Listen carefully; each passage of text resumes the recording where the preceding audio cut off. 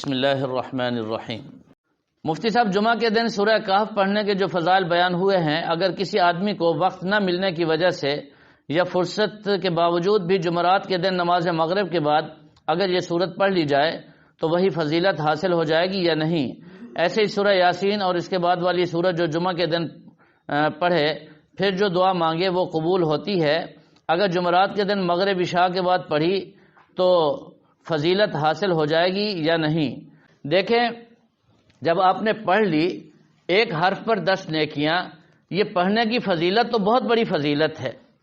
اور جمعرات جب سورج غروب ہو گیا، جمعہ کا دن شروع ہو گیا، اگر آپ کو یقین ہے کہ جمعہ کا دن فرصت نہیں ملے گی، اس لیے آپ نے جمعرات رات کو پڑھ لیا، تو اللہ تعالیٰ کی ذات سے قوی امید ہے اللہ تعالیٰ آپ کو وہ فضیلت ضرور عطا فرمائیں گے۔